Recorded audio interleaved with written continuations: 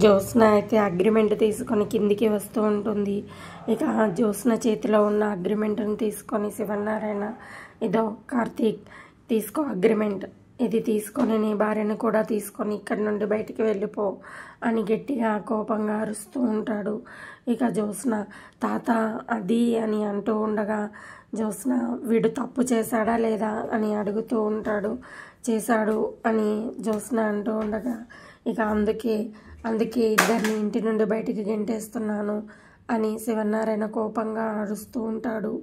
దశరథ నువ్వు చెప్పు, ఇలాంటి వాళ్ళని ఊరికే వదిలేయాలనా అని శివనారాయణ అడుగుతూ ఉండగా ఇక దశరథ నువ్వు ఊరికే వదలకూడదు అని ఇక దశరథ కూడా అంటూ ఉండగా ఇక కార్తీక్ దీపాలు అయితే షాక్ అయిపోతారు.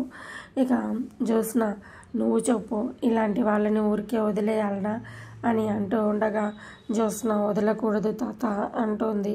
మరి ఏం చేయాలి నువ్వే చెప్పు అని అడుగుతూ ఉండగా మెడ పట్టుకొని బయటికి గెంటేయాలి తాత అని జ్యోత్స్న అంటూ ఉంటుంది.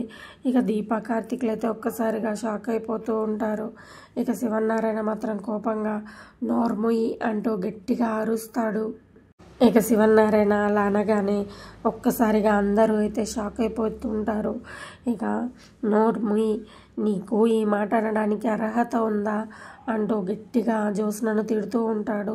ఇక జ్యోత్స్న తాత తాత అని అంటూ ఉండగా చాలు ఆపు, నిన్ను కొట్టకుండా ఉండడానికి నేను చాలా కంట్రోల్ చేసుకుంటున్నాను అంటూ గట్టిగా అరుస్తూ ఉంటాడు.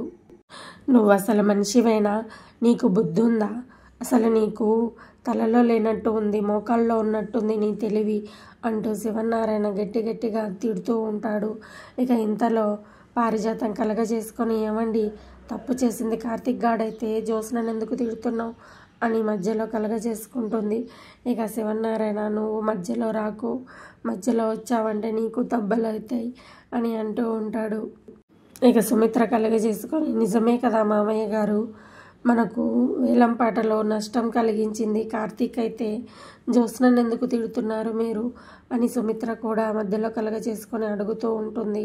ఇక శివనారాయణ కోపంగా దశరథ మనకు ఎవరు నష్టం కలిగించారో, ఎవరు నష్టం వచ్చేలా చేశారో, ఎవరు నష్టాన్ని ఆపారో వీళ్ళందరికీ తెలియాలి, నువ్వే వాళ్ళకు తెలిసేలా చెయ్యి అని శివనారాయణ చెప్పగా అలాగే నాన్న అంటూ దశరథ మొబైల్ తీస్తూ ఉంటాడు. ఇక దశరథ అయితే ఇలా అంటూ ఉంటాడు, పిన్ని జాగ్రత్తగా వినండి, ఏం జరిగిందో మీకే అర్థమవుతుంది అంటూ ఇక దశరథ వైరాకు కాల్ చేస్తూ ఉంటాడు. ఇక వైరా కాల్ లిఫ్ట్ చేసి మాట్లాడుతూ ఉండగా ఇక దశరథ స్పీకర్లో పెడతాడు.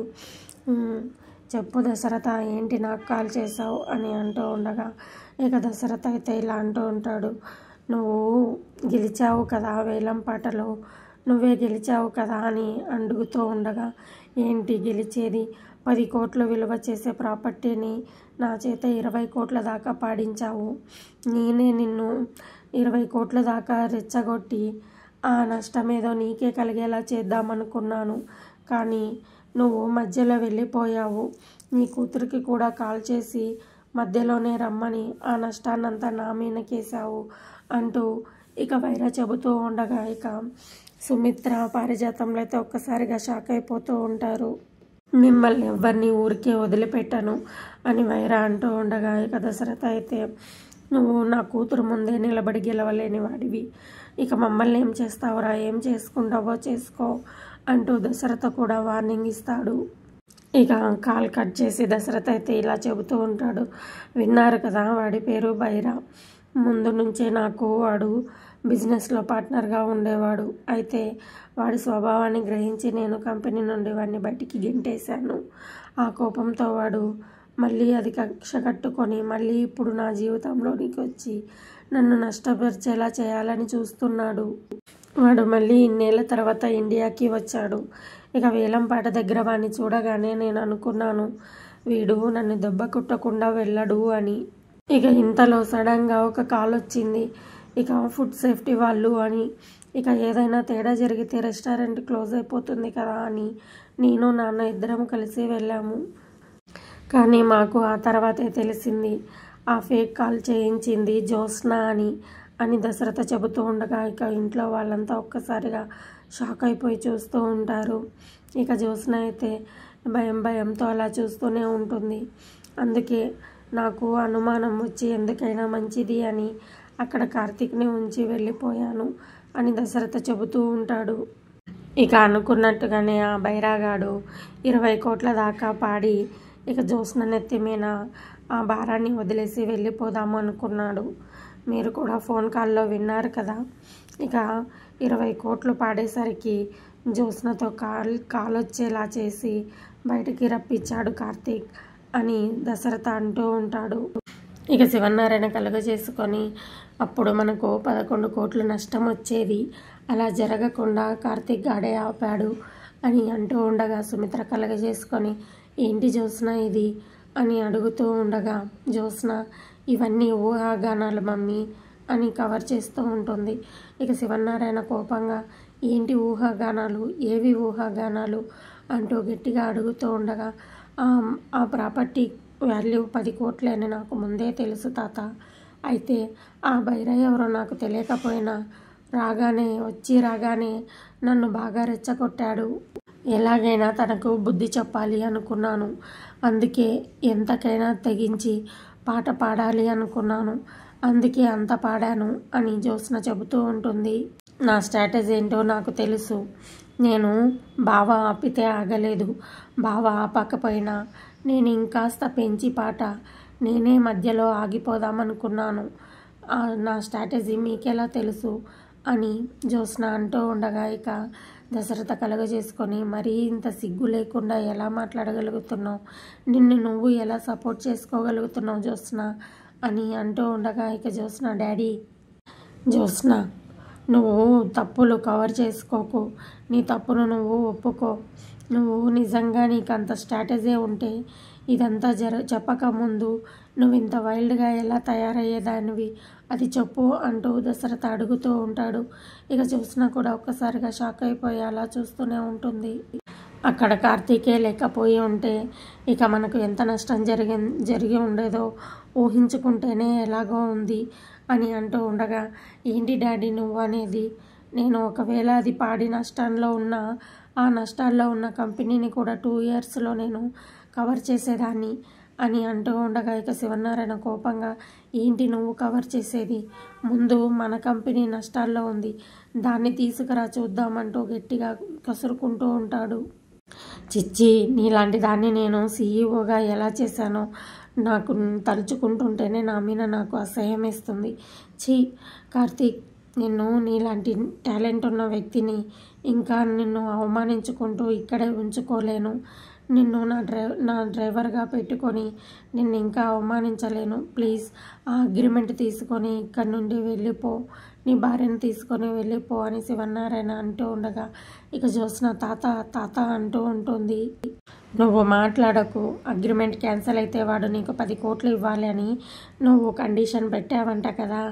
ఈరోజు 11 కోట్ల నష్టం రాకుండా వాడు ఆపాడు అంటే ఈ లెక్కన వాడే మనకు మొత్తం చెల్లించినట్టే. నువ్వు ఇంకా మధ్యలో రాకు కార్తీక్, నువ్వు నీ భార్యను తీసుకొని ఆ అగ్రిమెంట్ తీసుకొని వెళ్ళిపో, ఇక్కడి నుండి వెళ్ళిపో అని శివనారాయణ చెబుతూ ఉంటాడు. ఇక జ్యోత్స్న అయితే పారిజాతం కేసి చూస్తూ ఉండగా పారిజాతం పీడ విరగడవుతుంది, వెళ్ళిపో నువ్వు అంటూ సైగలు చేస్తూ ఉంటుంది.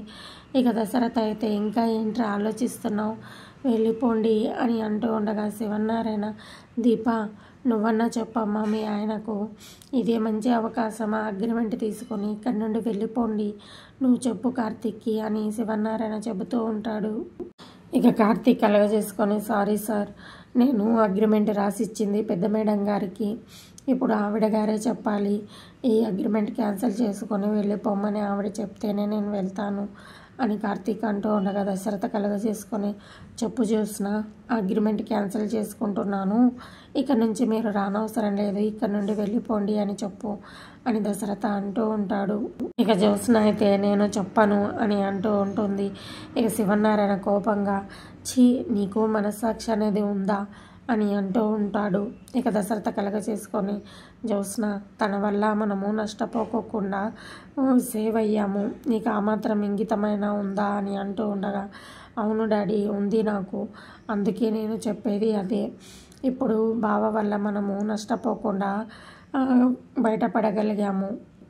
అంటే బావ లాంటి తెలివైన మనిషి నాలాంటి సీఈఓకి అవసరము. కాబట్టి బావాని ఇక్కడే పనిలో ఉంచుకుందాము అని జ్యోత్స్న అంటూ ఉండగా ఇక శివనారాయణ కోపంగా, నువ్వు చాలా పెద్ద తప్పు చేస్తున్నావు జ్యోత్స్న అంటూ గట్టిగా కసురుకుంటూ ఉంటాడు. కార్తీక్, నేను చెబుతున్నాను, నువ్వు ఇక్కడి నుండి వెళ్ళిపోరా. నువ్వు చేసిన ఈ పెద్ద సహాయానికి మేము చిన్న కృతజ్ఞత చూపిస్తున్నాం అనుకొని ఇక్కడి నుండి వెళ్ళిపోరా ప్లీజ్ అంటూ శివనారాయణ అడుగుతూ ఉంటాడు. ఇక కార్తీక్ అయితే, సారీ పెద్ద సార్ గారు, సారీ సార్, నేను డ్యూటీలో జాయిన్ అయినప్పుడు కొత్తలోనే మేడం గారు చెప్పారు, ఇక నుంచి అన్నీ నువ్వే అని. తోటమాలి అయినా, డ్రైవర్ అయినా, ఇక సీఈఓ అయినా, మేనేజర్ అయినా, ఏదైనా అన్నీ నేనే. నేను యజమాని మంచి కోరుకునేవాడిని. ఇప్పుడు అదే చేశాను. అంతకు మించి నేనేమీ చేయలేదు. యజమాని మంచి కోరుకునే ఈ పనులు చేశాను. పెద్ద మేడం గారు చెబితేనే ఇక్కడి నుండి వెళ్తాను అంటూ తన చేతిలో ఉన్న అగ్రిమెంట్ను జ్యోత్స్నకి ఇస్తూ, మేడం గారు తీసుకోండి అంటూ జ్యోత్స్నకి ఇస్తాడు. ఇక దీప ఇక్కడ నుండి లోపలికి వెళ్ళి పని మనం చూసుకుందాం రా అని అంటూ ఉండగా ఇక కార్తీక్ అయితే అక్కడి నుండి వెళ్ళిపోతాడు. ఇక దశరథ, అమ్మ దీప, నువ్వైనా నీ భర్తకు చెప్పు అని అంటూ ఉండగా, నేను ఏమని చెప్పగలను సార్, ఇప్పుడు నా భర్త చెడ్డవాడు అయితే ఏమండి, అందరూ మీ పద్ధతి వల్ల ఇబ్బంది పడుతున్నారు, మీ పద్ధతిని మార్చుకోండి అని చెప్పగలను సార్.